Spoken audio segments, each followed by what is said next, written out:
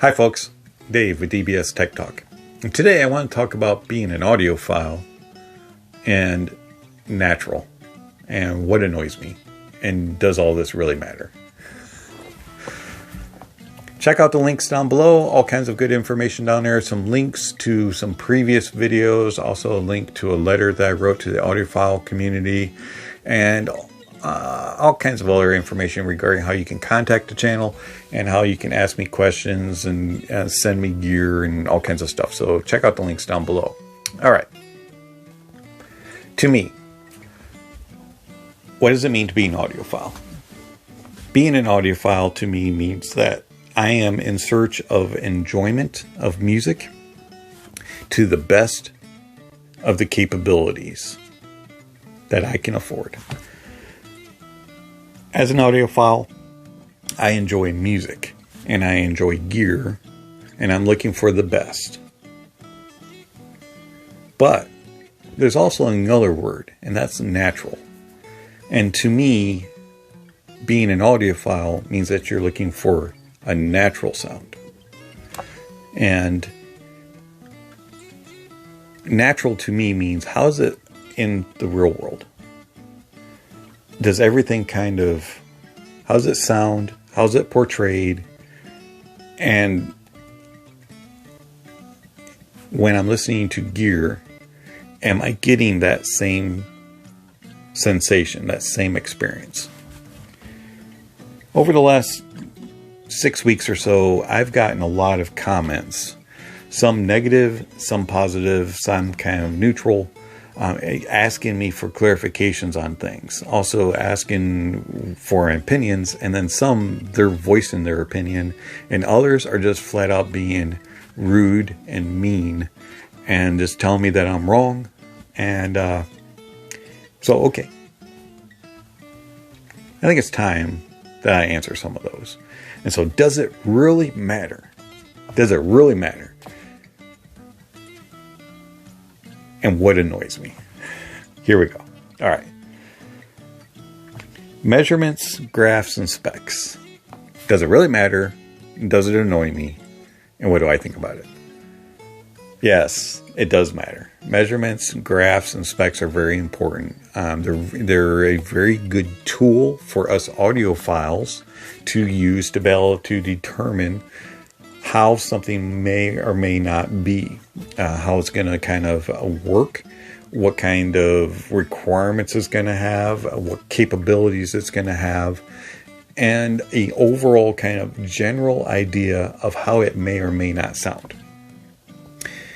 I think that specs, measurements, and graphs are more important in the professional realm of things, whether it be for manufacturers, producing, engineering, and mixing areas, than it is just for the pure enjoyment factor. But it does kind of tie in a little bit. But for me, I'm really not interested in specs, measurements, and graphs. I use them kind of as, oh, okay, I can do this. Yeah, cool. And move on. I'm not nerding out about them and critically analyzing each and every little minute thing. That doesn't matter to me. Because as I said, being an audiophile for me is about enjoyment. And so when a particular piece of gear is measured and produced to be the top of the top, best of the best, and have the most spectacular measurement, I can care less. It doesn't mean a hill of beans to me how it measures. It's how it sounds. And I have gotten criticized left and right because while that DAC or that amp measures 0.00000000001, and so it's perfect. Well, you know what? When I listen to it, it doesn't sound that way. It doesn't sound natural. I'm looking for a natural sound. And so going forward in my reviews, as you're listening to my reviews, make sure you understand I'm not looking for the squeakiest, cleanest, most shiniest machine. I'm looking for something that sounds good and enjoyable and natural to me. And a lot of times those squeaky clean, minute, mega measurement monsters do not sound natural. That's just my opinion and my experience. So yes, it does matter for a manufacturer, but a lot of times manufacturers are so focused on getting the best of the best out of the best that they miss the enjoyment factor, in my opinion. Next up, budget versus high-priced gear. Hey, it happens. And I'm glad it does, because I can afford some stuff. There's things from $1 to $100 million when it comes to sound and audio. And it's all cool. And unfortunately, I'm never going to have the experience to hear it all. I wish I could. But at the same time, the question always is, can this budget match up with this mega kilobuck product? And in a lot of ways, they can do a lot of the similar things, because technologies can only be advanced so far. But in my opinion, where the differences really lie is in the implementation and in the areas of the actual products used. Because sometimes if you use a cheaper product, even though it can do the same capabilities, it just doesn't do it as well. It might not be quite as smooth sounding. It may be a little bit harsher, because you have to cut corners in some areas. And so I find that a lot of times, even though a budget product really excels and really does a good job, it's not as good as the higher price product that uses the same chips and uses the same amps. To me, the higher end stuff is just better implemented. For example, it's like buying shoes. You may have a really cheap pair of shoes and you may have a higher expensive pair of shoes. They look identical. They fit identical.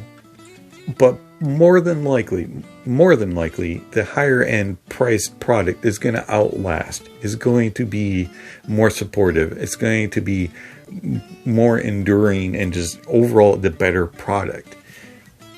Not always though. I mean, there are some budget stuff that just is crazy good, and some of the higher end manufacturers can learn from the budget ones. But unfortunately, those are few and far between. And I really wish that reviewers and audiophiles would keep things kind of in their price point, instead of comparing this $40 DAC to this $4,000 DAC and saying, the $40 one's just as good. And a lot of times, no, it's not. The capabilities just aren't there. You might have a preference as a reviewer or as a listener to your $40 one. Does not mean that $4,000 one is not good. That comes down to preference. But that's just my opinion. Differences aren't heard on all gear. That's something I have learned through the years. And I used to be that you can't. I used to be of the thinking that you can't hear a difference between DACs and amps. And you can. There is definitely a difference, and not only in just the differences in the DAC chip used, but also in the op amps that are used, the way that it is wired, whether or not it's balanced or unbalanced, if it's true or untrue balance. All kinds of various things play into how the differences are. But you can't always hear it, because not all gear is revealing. That's just my opinion. And it all depends on the gear that's used, and you can hear differences. No two ears are the same, and this plays along, with the same thought. Not everybody's going to hear those differences. One, because maybe you're of a different age group. Maybe you just have ears that are built differently. We all hear different. It's the way that our ears are built, the way that our brain processes sounds. It's the way that we listen for things. There's all kinds of various things that make it so that we hear differently. And we all have preferences, biases. We all have opinions of what things should sound like and shouldn't sound like. We all hear things differently. No two ears are the same. Plain and simple. Sound signature preference. Does it matter? Should it matter? And what is yours? Okay, my sound signature is I'm looking for one that sounds natural. And that's really hard to define, obviously, when it comes to gear. So I am very much I like a linear bass, something that doesn't really have any sort of colorization in the bass. I like it to be very flat, close to the line, and then a slight uptick when it comes to around 1K to about 7K. I do like a little bit of a dB increase, and then some treble that's a little bit higher and rised. And I like it to be very cohesive and clean, no shoutiness, no harshness. I like to be very smooth, and I believe that is a very close to natural sound for me. And that's just my preference. I also do like a soundstage that is wide but not overly wide. So I find that things that are super wide tend to stretch out the sound, and it doesn't sound as natural, even though it's really cool and very awesome sounding. Like, wow, you can get the spaces and all this. That's not really how you hear things in real life. And so I find that I like I guess you could say a medium-sized soundstage. And I like lots of depth and layering, because that's how we hear things in real life. Do I think that a sound signature preference is important for reviewers? No, not really. I could care less whether or not you like diffuse field, or if you like Harman target curves or anything of that sort. Just let your viewers know it, what your preferences are. Make sure that as a viewer you understand what the preferences of a reviewer are. What do they prefer? What do they think sounds natural? What do they think sounds sharp, sounds bright, sounds bassy, sounds recessed, anything of the sort? Just make sure you understand your reviewer. Do music bit rates make a difference? Yeah, they do. Do they matter? Not as much. This is a subject that I really could care less about. I've reviewed a lot of products that can do MQA, DSD, all the top of the line high res stuff, and I've reviewed some stuff that's kind of mediocre. It all sounds the same. As long as it sounds enjoyable to me, it doesn't matter. Is there one that's better than the other? Sure, yeah, you throw MQA in there, or DSD. But is that the only file that you should listen to? Yeah, it really doesn't matter to me. I have all sorts, and they all sound good, in my opinion. And I use them in my review process. So I'm not very picky when it comes to it. As long as it's music and I enjoy it, that's all that matters to me.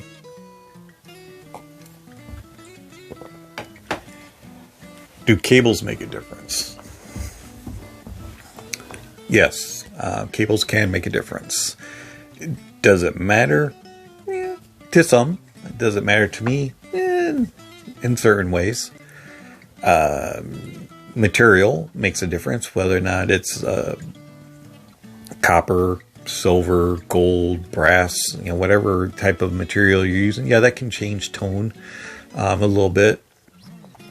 The thickness and the wire gauge and all that, yeah, you can affect some impedances and can affect how volts and watts and stuff travel through. That can make a little bit of difference. Is it super important to get the most expensive cable ever that's available for your product? I'm not sold on that. I do recommend some manufacturers for headphones. I like Periap, I like Dyson, There's a couple others that I've used. Cable Matters, HOSA.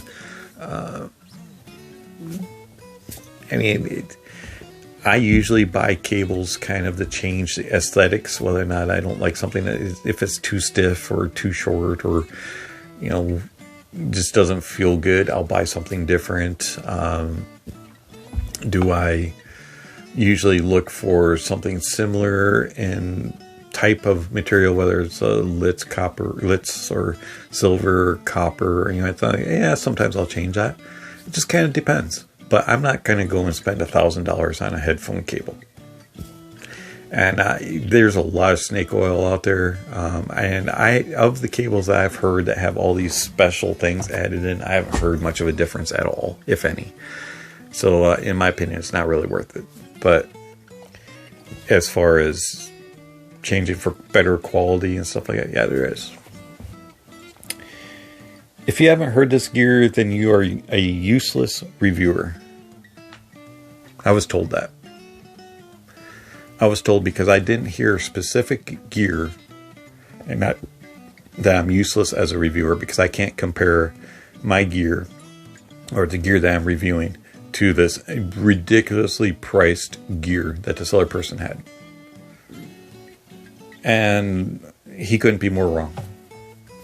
I can care less what gear you have. I'm not being mean, not being rude. You know what? Cool that you have it. That's awesome. I'm glad that you have this ridiculously rare piece of gear that isn't even available in my country. All right. That's awesome. I would love to try it if I could ever get it in for a review. That's cool. But just because I can't compare my product to your product does not mean that I'm a bad reviewer. Does not mean that I'm useless, as he said, useless as a reviewer. Everybody has limitations.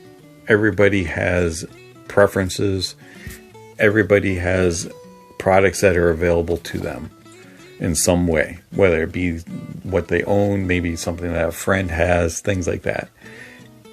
But that should not mean that you are better or worse than somebody else just because you have something different than them. That's elitism. I have this and you don't, so I am the better audiophile. Same thing. Does not matter. Your experience may be different. Big whoop-de-doo. Cool for you. You know what? It comes down to, am I happy with the product that I have and the gear that I am using? And if I can get that product and I can afford it, I'll give it a try. But just because you have something different than me does not mean you're better or worse. In my opinion. Preferred forums and preferred reviewers does not mean that they're always right. Hey, look, you may prefer dbstechtalk, okay? But I'm not perfect, and I'm not always right. I'm not the most knowledgeable. I'm not the most smart. I'm definitely not the most tech-savvy person out there, even though dbstechtalk says that it's going to be techie. I'm not really that techie, okay? I am not always right. I'm human, and I'm not perfect. And I hear things differently. I'll admit that. Okay, I'm humble enough to say that. And if you're using other forums or other reviewers and saying they're God and because they recommend this and they say this and they're right, I'd be very careful with that approach. I think that you need to have a very open approach to audio, listen to varying opinions, and then make your own decision based on it. It shouldn't be just automatically, dbstechtalk says to get this, and this is the best of the best for him, so I'm going to get it, and then I'm going to tell everybody else that doesn't, that they're wrong. Well, I'm glad that you like my channel and all, and you support me, by taking my advice and all that. I appreciate that, but please be careful in that approach, and in that way, because I'm not always right.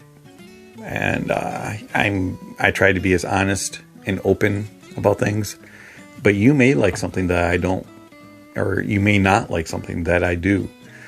It does not mean that I'm a bad reviewer. It does not mean that you're wrong or I'm wrong, or you're right and I'm right. It doesn't, that's not what it is. It goes back to the point of we all hear things differently, and we all have different gear that we use. So just be careful treating people like God. They're all human. And we're all prone to make mistakes. We're all prone to get a few things right every now and then. No two reviewers are the same. Thank goodness. There's only one of a DBS.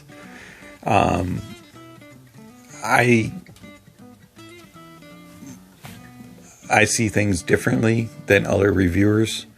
I hear things differently than other reviewers. And that's what sets this channel apart. And I take different approaches to my reviews than others. And we may or may not disagree or agree on some things. And that's fine. Everybody hears things differently. Everybody has different preferences. Everybody else has their way of doing it. I have my way of doing it. I am just one of many that you can listen to get an opinion. No one is completely right. Going back to, well, this forum or this YouTuber or this review says this, and so they are at 100% accurate. No, maybe not, because when you get that gear in, your experience could be completely different. I'm not right all the time. I make mistakes as a reviewer. And completely bias-free is impossible. There is no such thing as a bias-free review. We all have a bias. Every single reviewer has a bias. There's always something. Whether it's, I prefer Meze and Hi-Fi-Man. Okay, those are my favorites, along with some Sennheiser. Those are my preferreds. And so when I'm reviewing headphones, that bias is going to come through every now and then, and I have to be really careful not to allow it to really come through. But it's always there. Why? Because when a headphone comes in, guess what? I am listening to Hi-Fi-Man. I'm listening to Sennheisers. I am putting my Mezes on. I am putting my MrSpeakers Ether C's on. You know, I'm listening to those along with it and comparing. I'm going to have a bias. I have different gear that I prefer. I prefer my Tech Liberty. I prefer a Shouty Labs. So I'm going to have a little bit of bias. It's always going to be there in the background.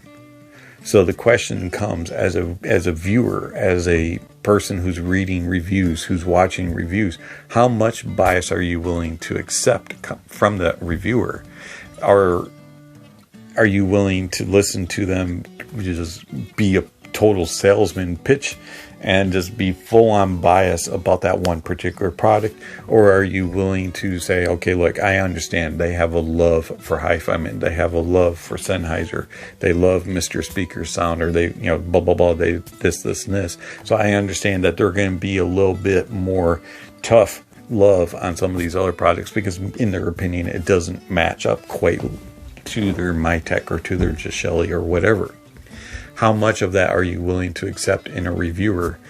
I try to be very open, very honest, and very transparent in my reviews, which is why I typically mention what products I am comparing it to, and I'll go through my entire availability I'll also always link down what are my music preferences, what is my playlist, what is my recommended gear down in the description below of a video, just so that you will know as a viewer, this is where I kind of lean towards. This is what I recommend. This is what I like. So biases are always there. It just depends on how much you're willing to accept as a viewer. Next, money doesn't grow on trees, and not everybody has the same budget as you.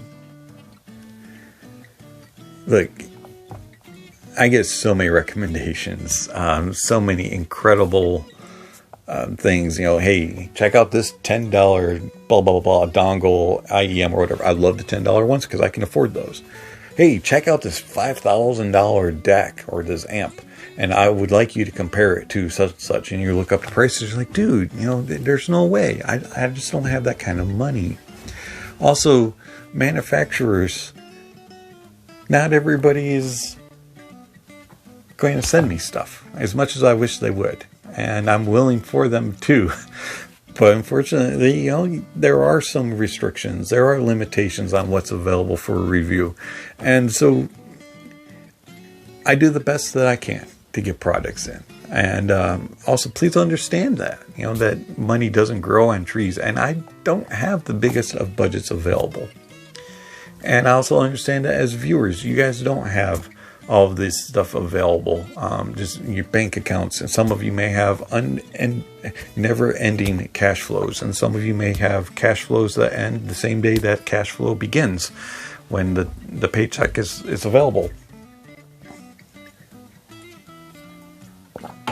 So it just kind of, you know, depends on your situation, and I understand that we all try to fit into what our budget allows, and you just have to be content and enjoy what is possible within that realm of your budget.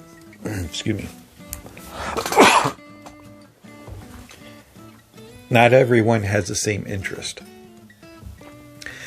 We all love music. That's the one commonality. But we might have different usages and different purposes and different interests for our music. Some just want it to be for convenience while driving down the road in your car, or sitting in the back seat of a taxi or an Uber. Some of us may want noise canceling while we're on a train or a plane.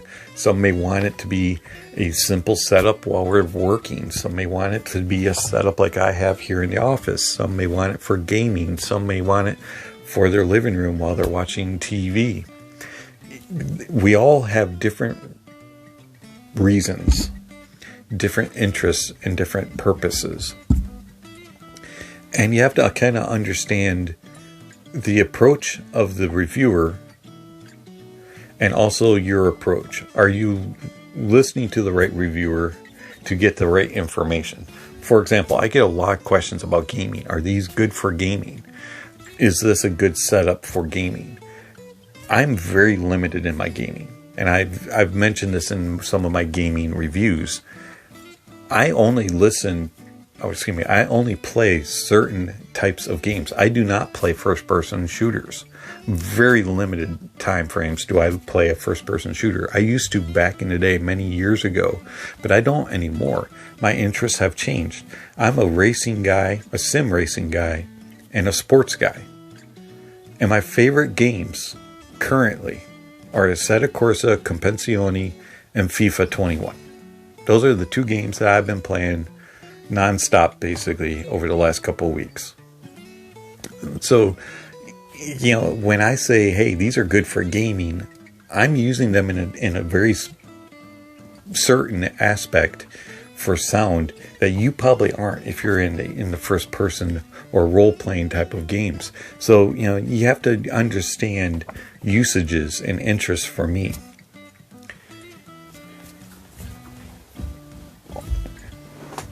Second to last point. Ultimately, it is you that is the decision maker. Well, it should be.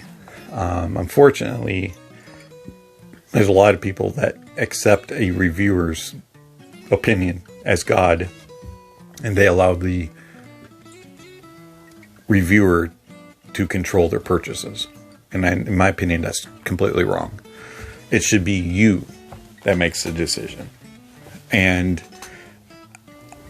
when I first got into headphones, I started out as being a sound bar person, just having Bluetooth devices or just cheapy in-ears around just to listen to music randomly. But when I really started to get into headphones, I really listened to the reviewers, and I allowed the reviewers to convince me to purchase a product. And I didn't watch very many reviewers at all. I only watched one in particular. And after 3 recommendations from that particular reviewer, I realized he doesn't agree with me when it comes to what I'm looking for when it comes to sound. And I really got disappointed, and I felt like I was wasting money. And that's when I started to more explore other reviewers and other opinions. And I started to realize I need to listen to everybody, and that I need to make the decision of what I want to purchase, not what somebody is telling me to purchase. Because a friend of mine could tell me, hey, you need to go buy this particular car. And without ever test driving it, without ever researching it and really listening to other opinions and knowing anything about it, I just purchase it and have it delivered at my house. That thing could be a pile of junk. Even though it looks pretty, even though it's brand new, has no, issues according to the spec sheet. But it could feel like a pile of junk when I'm driving it, because it doesn't fit me. And that's the thing. If you're an audiophile, and you're a lover of gear, and you're a lover of headphones, and you're a lover of music, when you make a purchase, it should be about, I'm going to enjoy this. This is what I want. I think that this is going to enhance my experience. This is going to it's going to make me happy. Because I want it. Not because DBS says I should buy it, or because somebody else says I should buy it. It's because I am convinced that I should buy it. Ultimately, it is you that is a decision maker. Nobody else. I mean, I can offer my opinion. I can give my reviews. I can tell you about my experience with the product. But ultimately, it is you that needs to make that final decision. Don't let anybody else tell you should buy it. Last, I want to discuss a couple of things. And that is hurtful comments. Lately, I have gotten some really mean comments. And I don't really understand why. Just because I've either disagreed and went against the flow of what all the other reviewers have said, or because I went against what you thought of the product. And sticks and stones may break my bones, but words will never hurt me or whatever. That is so untrue. And it doesn't matter whether or not you're saying it to me in person, or if you're saying it to me through an email, or through a YouTube comment, or on Discord. When someone comes out and says your reviews are nothing more than drivel, they're useless words, that hurts. When someone comes out and says you have a face for radio, and I can't watch your videos because you're ugly and you're fat, that hurts.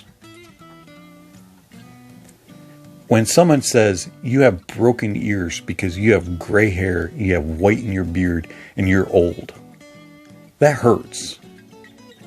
And let me tell you something. I'm not old. On November 9th, I will turn 45. 45. So I'm not that old.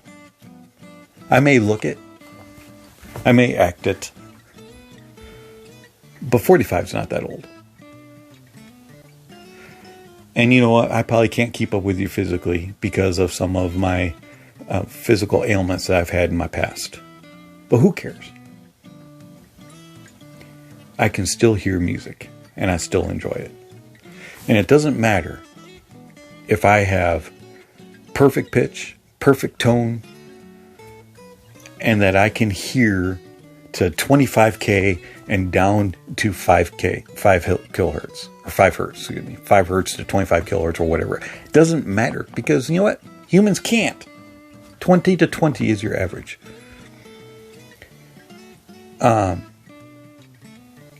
Lots of hurtful comments. I mean, there's been some even stuff that I won't even say in this portion that have been really hurtful. I've had to report things to YouTube for cyberbullying. Just because of the way someone looks, just because they disagree with your opinion, just because they differ from the others, does not mean that they're not worthy of being a reviewer or an opinion to listen to. And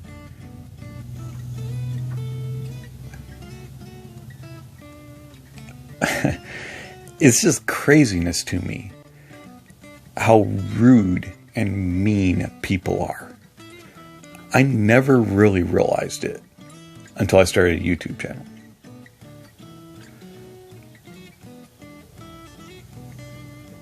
It's just craziness. And I wish that people would think about it. Would I want somebody saying that to me? What would I think if someone said that to me?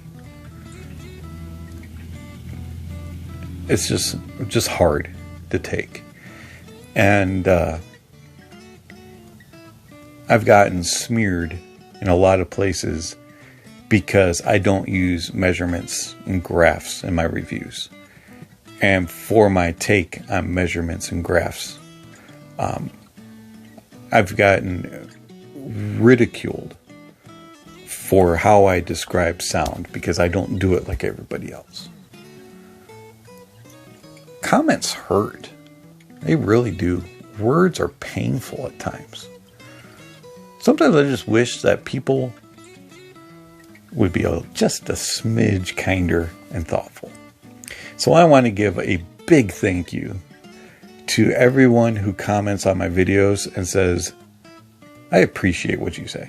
Thank you for the honest review. Thank you for your opinion. Nice job. Hey, I don't agree with what you said, but I can see where you're coming from. Thank you for your opinion. You know what? I don't care if you agree or disagree with me. Just be respectful. That's all I ask. Just be nice about it. You can tell me in a 100-page comment the reason why you disagree with my video. Just be polite and nice about it. That's all I ask. Don't make me delete your comment. Don't make me report you for bullying. Just be politeful and nice. You can disagree all you want. Just do it in a gentlemanly and ladylike way. That's all I ask. Just be nice. Can't we all just get along? As I've said, everybody hears differently. Everybody has different preferences, different biases. Everybody has differing opinions.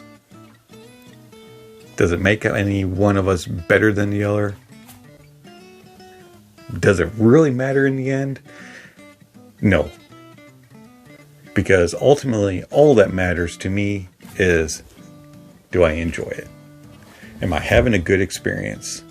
And does life with music sound good today? That's all that matters. It's been Dave with DBS Tech Talk. Thank you for watching, and I'll catch you in the next video.